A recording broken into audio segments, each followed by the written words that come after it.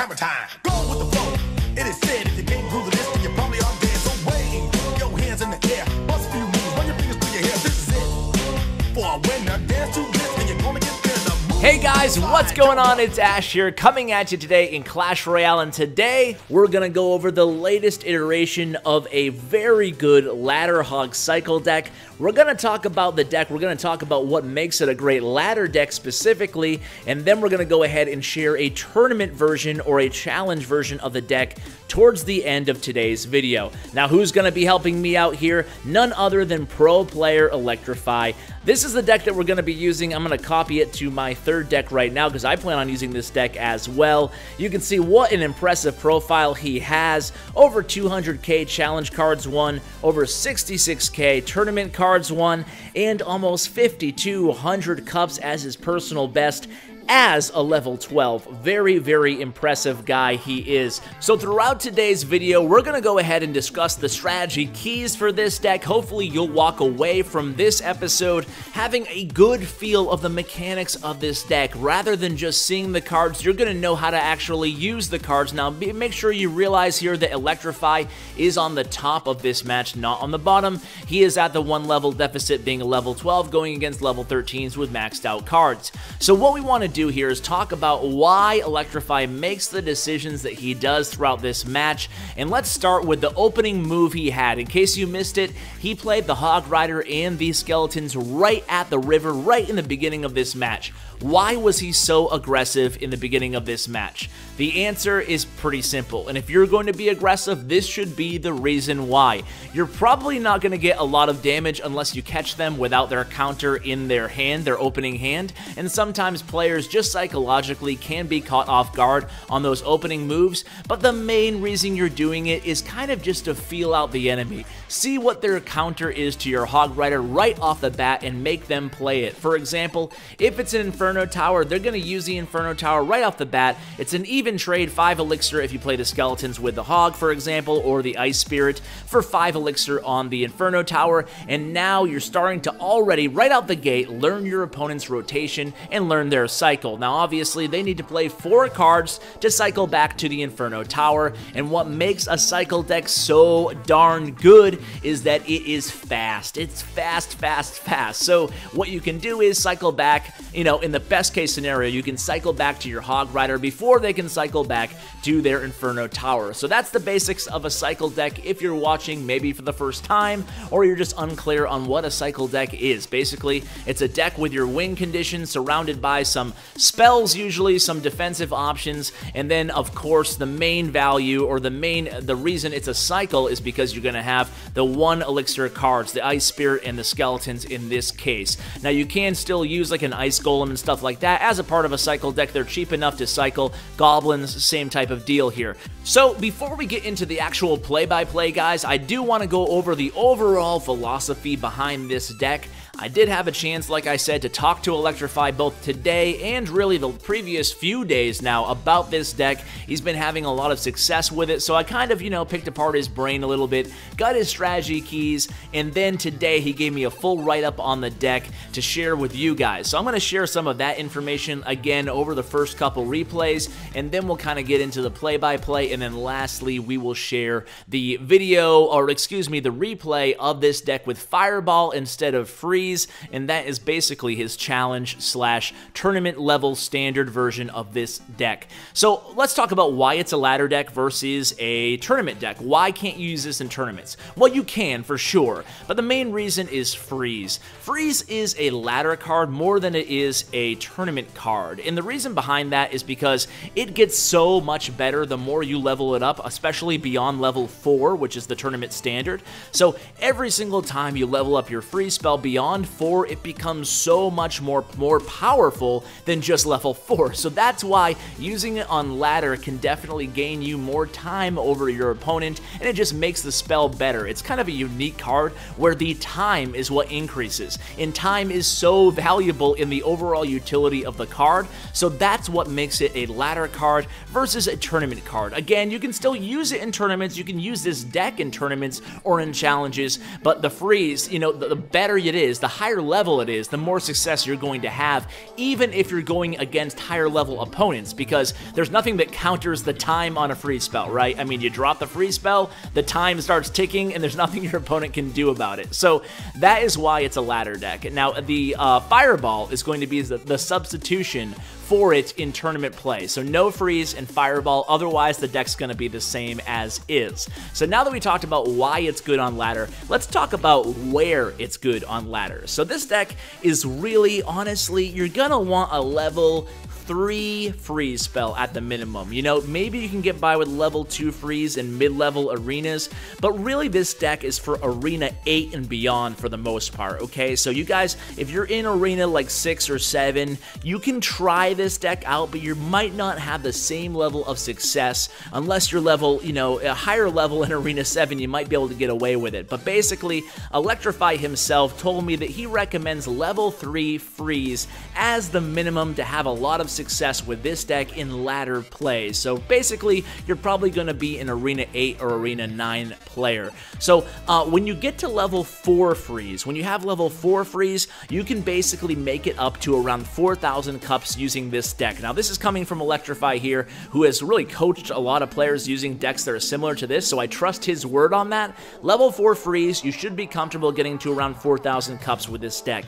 Level 5 and beyond, you know, the ceiling is higher. It gets higher every level your freeze goes up with this deck, because freeze is really your ultimate win condition with that Hog Rider, but there's a big caveat to that. The caveat is most of the time Elecr1fy says that he uses his freeze spell purely defensively until the last minute of a match, and that's very important. The number one mistake, and this is not going to really surprise many of you guys, but the number one mistake with the freeze spell in this deck is being too aggressive with it. You know, it's very tempting if you start out a match with a Hog Rider per se, just kind of like he did in the previous match. Start out a Hog Rider, and then your opponent, say they counter with like a Log and Archers. You know, and you're sitting on the freeze spell in your hand. It's very tempting to drop that freeze spell, but it's also very important to remember that freeze is not lightning. Freeze is not Fireball. Those troops that are frozen are gonna come back at you, so you have to be very careful when you use it and how you use it. Elecr1fy, a big fan of freezing big pushes coming at him around the bridge area, that way his crown tower is targeting the troops, and then he drops a mega minion or archers or something, or a P.E.K.K.A. to really chop away at them as they are frozen. So that's gonna be your main use for the freeze spell in this deck. I can't stress that enough, guys. Freeze defensively unless the perfect opportunity comes to you in the first 2 minutes. So what is the perfect opportunity that might come to you in the first 2 minutes? Well, it actually involves switching lanes, and it all comes back to the freeze spell. So we'd already talked about the freeze spell. The danger of the freeze spell, of overusing the freeze spell, is everything that you freeze eventually will become unfrozen. But when you switch lanes, you have a little bit more luxury to use your freeze spell, especially early on. So why switching lanes? So when your opponent is attacking your tower in the same lane as the tower that you're attacking on their end, which happens, you know, roughly, actually more than half of the matches, you end up going for the same tower on the same lane. And then once you get a little bit of damage done to that tower, it becomes very dangerous to do a hog push in that lane and then freeze up all their defensive units while your hog's hammering away at their tower. And the reason is, quite obviously, because now that they're attacking the tower in your lane, you're susceptible for them to dropping a tank, for example, in front of those defensive frozen units, and then you're not going to have enough elixir left to defend in that lane. So that's a situation where you'll want to go ahead and diversify your lane push. So if they commit very heavily to an offensive surge that you're able to handle, or maybe they're building up a big push coming at you in the lane that you're targeting too, it's okay then to switch lanes. For example, they drop a golem behind their king tower, it's okay to use a Hog Freeze combo even in the first 2 minutes if they drop a golem in the lane that you're targeting. And that would be a great scenario, because then they'll have to commit to defending your Hog Rider, you freeze that Mega Minion, that Mini P.E.K.K.A., whatever they're using. They probably won't have enough elixir to defend with Mini P.E.K.K.A. if you hit it just at the right time that they drop the golem, but let's say they drop a Mega Minion on you. you can freeze that Mega Minion, and you don't have to worry about the Mega Minion coming back at you in the lane that they're already targeting with the Golem. So that's an example of when it's good to use freeze in the first 2 minutes.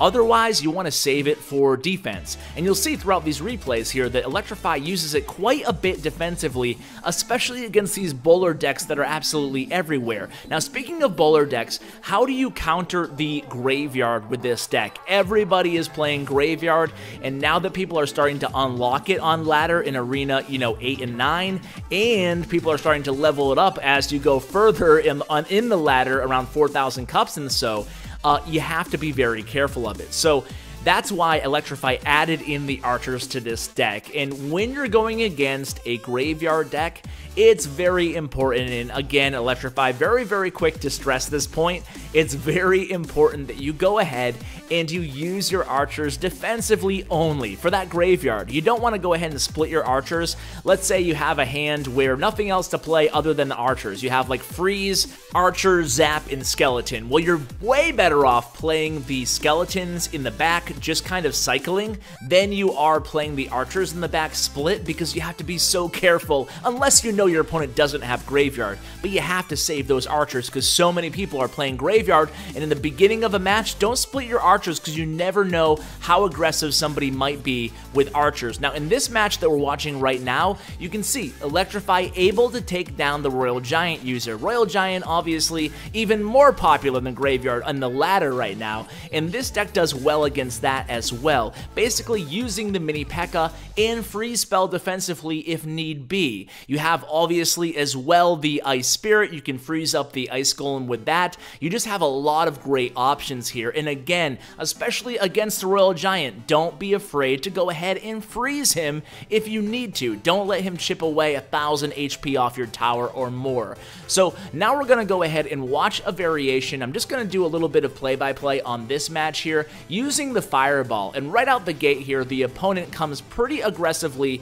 against Elecr1fy with the Hog Rider, doing what we talked about early in today's video, basically testing to see what the counter would be. The counter is Mini P.E.K.K.A. Mini P.E.K.K.A. actually switches lanes there, and actually you might want to go ahead and rewind in case you missed that, because that was an awesome defensive move there by Zinzin, and he placed the Ice Golem at the river there, but just barely on the other side of the lane that the Mini P.E.K.K.A. was coming at him on, and the Mini P.E.K.K.A. and the Mega Minion both switched lanes in the line of sight of both of the Crown Towers. So that was perfect placement on that Ice Golem. That was a beautiful counter. You guys should use that in your own matches, no matter what kind of deck you're playing. That placement there was absolutely beautiful there by Zin again. So back to Elecr1fy's side, you can see he's able to cycle to the Hog Rider super, super quickly, and his opponent is actually playing a pretty fast cycle deck himself. So this is really the battle of the cycles here. So why, again, is Fireball better than Freeze on these tournament decks, and why don't we see a heck of a lot of Freeze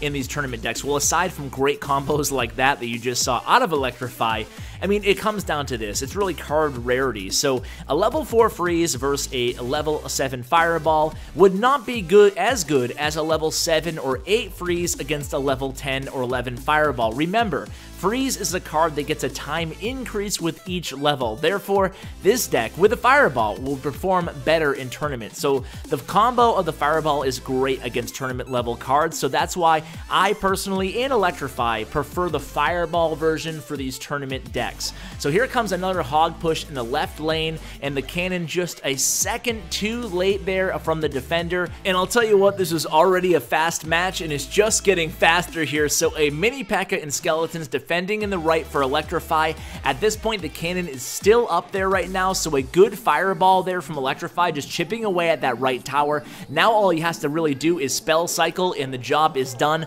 Right tower is down, so now it's just time to defend here for Elecr1fy. It's going to be a difficult task at this point, so he has to maintain that offensive surge in the left lane. Zin strikes. We are now tied with 30 seconds left. Great Fireball there again by Elecr1fy. I talked about this in one of of my recent videos about deck building. It was like 11 tips for building a balanced deck, and one thing that I notice a lot of people do is they're a little bit too conservative with their spells. You know, spell cycling is something that's become more and more viable, popular, and necessary to win at the highest level in this game. So that means when there's nothing else beautiful to play and your opponent happens to have their counter to your win condition in their hand, it's a good idea just to chip away with a fireball, especially if you can get value by hitting another target at the same time. That time was a nice cannon by Zigzag there, a nice fire spirit too, kind of shut down that push, but again, cycling the fireball is Elecr1fy there. So here comes the Hog Rider. I mean, at this point, it's just a total cycle v cycle, and Elecr1fy is coming ahead at this point in the match. So here comes the Mini P.E.K.K.A, here comes the Hog Rider, here comes the beautiful Mega Minion placement, able to get 3 or 4 hits on that cannon, take it down very, very quickly. A very nice predictive fireball from Elecr1fy. Almost gets that Mini P.E.K.K.A to the tower there. He throws a sad face at Zigzag, and then here comes another trading of the hogs in the cycle. This time backing it up is Elecr1fy with the archers and the skeletons. Taking down that cannon only really needs 1 hit from the Hog Rider, so it's going to be a very quick cycle.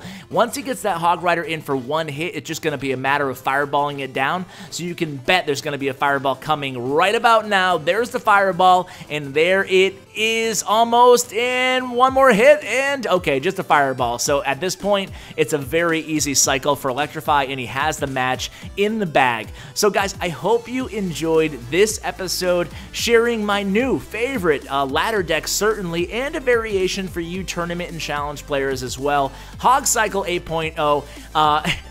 It's kind of funny that we're at 8.0. I never intended to have this many, but Hog is definitely the most popular win condition in the game, and I can't see this being the last iteration of the deck as well. So hey, guys, stay tuned for Hog Cycle 9.0 coming probably in a month after the next balance update. But thank you so much for watching as always, and a special thank you again to Elecr1fy. He told me that he's working on a YouTube channel, so when he does have that out, I'll be sure to share that information with you guys. So guys, thank you so much for watching, and as always, take care, guys.